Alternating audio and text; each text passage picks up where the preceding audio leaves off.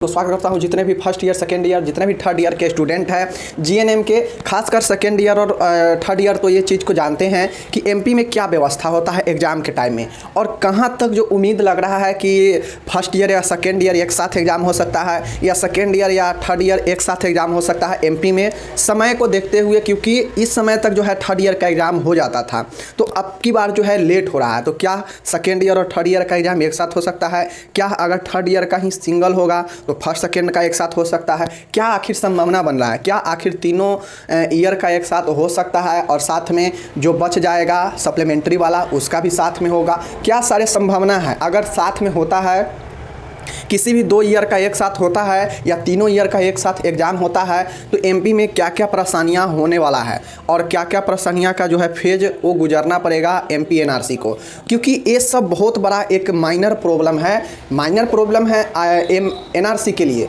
But ये problem student के लिए बड़ा हो सकता है। क्यों? अगर तीनों साल का एक साथ ले लिया जाए और आप इस चीज़ को समझ सकते हैं कि ये भी कारण हो सकता है कि एक साथ एग्ज़ाम नहीं होगा, भले ही थोड़ा लेट हो रहा है लेकिन सबका अलग अलग एग्ज़ाम होगा, भले ही 10 दिन 15 दिन या महीना दिन के अंतर में हो लेकिन सबका अलग अलग एग्ज़ाम होगा या 2 ईयर का एक साथ होगा। इस चीज़ को कैसे, चलिए हम समझाने का प्रयास करते हैं।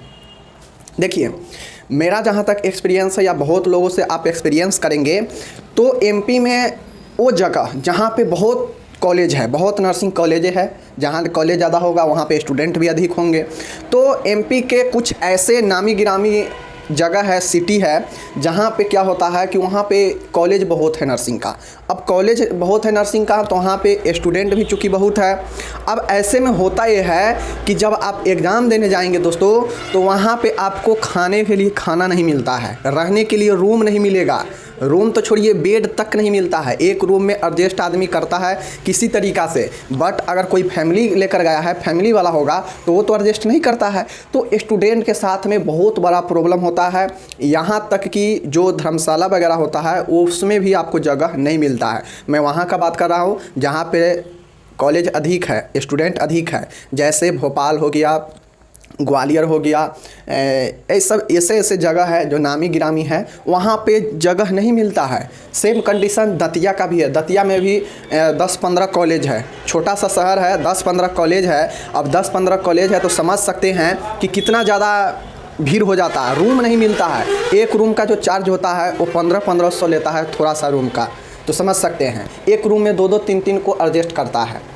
अगर एडजस्ट नहीं करेंगे तो कहेगा आप खाली कर दीजिए, क्योंकि बहुत लोग पीछे पड़ा रहता है रूम वाले का। तो इतना कंडीशन जो है उत्पन्न होता है, इतना कष्ट, और ये सिर्फ 1 साल का एग्ज़ाम होता है, यानी फर्स्ट ईयर के एग्ज़ाम में ऐसा हाल हुआ था।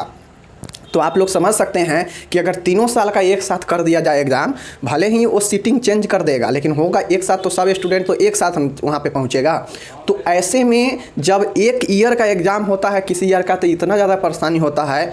तो अगर वहाँ पे तीनों ईयर का एक साथ एग्ज़ाम करा लिया जाए तो ये सभी शहर जो बड़ा है वहाँ पे जो कॉलेज ज़्यादा है तो वहाँ पे ऑटोमेटिक जो व्यवस्था होगा स्टूडेंट के लिए ख़राब हो जाएगा, क्योंकि स्टूडेंट को तो खाने के लिए जगह नहीं मिलेगा, खाने के लिए होटल में जगह नहीं मिलता है, वेट करना पड़ता है, बहुत आपको वहाँ पे कष्ट होता है एग्ज़ाम में।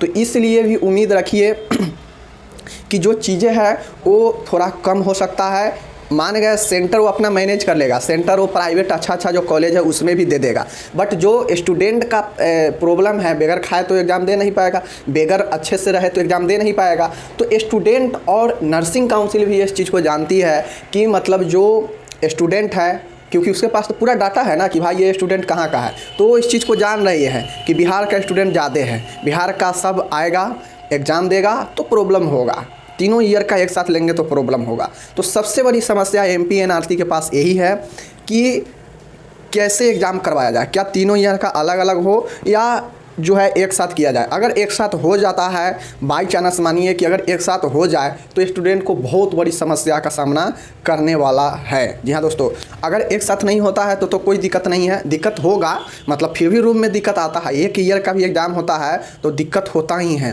बट अगर समझिए कि तीनों ईयर का एक साथ दे दिया जाए तो कितना भयंकर दिक्कत होगा उन सभी शहरों में जहाँ पे कॉलेजेज अधिक है तो स्टूडेंट वहाँ पे भी अधिक है। तो इस चीज़ को समझते हैं, और 70% जो स्टूडेंट होते हैं वो बिहार के होते हैं एमपी में। तो इस चीज़ को लेकर आप लोग जानते हैं, और एग्ज़ाम देना, एनुअल एग्ज़ाम देना सबको ज़रूरी है।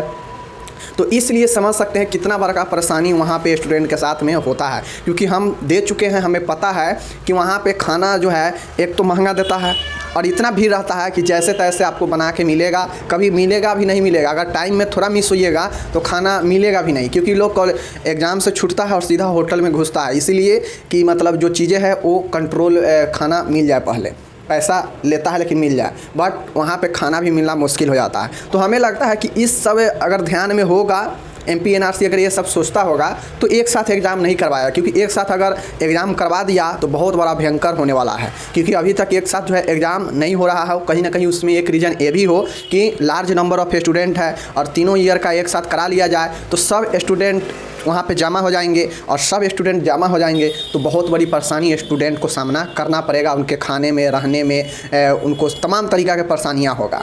मान गए नर्सिंग काउंसिल अपने तरीक़ा से मैनेज कर लेगा, वो सेंटर प्राइवेट सरकारी के जगह पे प्राइवेट में भी देने लगेगा एग्ज़ाम हैंडल करवाने के लिए, बट स्टूडेंट को तो जो ज़रूरी हो तो चाहिए ही, वो ज़रूरी वो खुद से पूरा करेगा। तो वो खुद से पूरा करने के लिए उस शहर में जाएगा, वहाँ व्यवस्था देखेगा। तो ये सारी बहुत सारे लोग तो क्या करते हैं, होटल पहले से बुक करवा देते हैं, होटल बुक रहता है आधा होटल पहले ही, एग्ज़ाम से पहले ही। तो ये सारे कंडीशन होता है। तो हमें लगता है कि एग्ज़ाम जो है वो अलग अलग ही होगा, first year, second year, third year. अगर इन सब चीज़ों का ख्याल अगर नर्सिंग काउंसिल को दिमाग में होगा कि बिहार के स्टूडेंट हैं आएंगे तो उनको कुछ व्यवस्था चाहिए अच्छे से, तो एक ईयर का ही करवाया जाए। तो ये सब अगर ध्यान में रखते हैं तो उनको जो है पहले क्या करेंगे, वो किसी भी एक ईयर का एग्ज़ाम लेंगे, फिर दूसरे, फिर तीसरे ईयर का।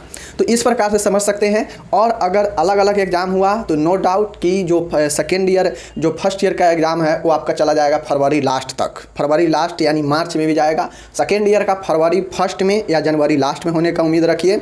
और जो थर्ड ईयर है, थर्ड ईयर का सप्लीमेंट्री का जैसे ही रिजल्ट आएगा तैसे ही एग्ज़ाम का प्रोसेस शुरू हो जाएगा, और उनका जो एग्ज़ाम है दिसंबर लास्ट और जनवरी फर्स्ट तक जो है थर्ड ईयर का होने का उम्मीद है। तो फिलहाल जो व्यवस्था होता है, जो चीज़ें हैं हमने बता दिया। आप समझ सकते हैं कि अगर तीनों का एक साथ एग्ज़ाम करवाया जाएगा तो भयंकर जो है स्टूडेंट को सामना करना पड़ेगा कठिनाइयाँ का।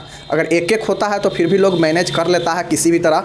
उन शहरों का मैं बात कर रहा हूँ जहाँ पे जो है कॉलेज ज़्यादा है MP में, जैसे दतिया, भोपाल, जबलपुर, उसके बाद हो गया ग्वालियर। इन सब में जो है कॉलेज ज़्यादा है, स्टूडेंट ज़्यादा है तो वहाँ पे रहने में बहुत परेशानी होता है। वहाँ पे पैसा जो है ना पानी की तरह बहाना पड़ता है एग्ज़ाम में, क्योंकि आपका भोजन, रूम इतना महंगा मिलता है क्या बताएं। और अगर तीनों ईयर का एक साथ हो जाए तो और भयंकर परेशानियाँ होगा। फिलहाल मिलते हैं अगले वीडियो में, धन्यवाद।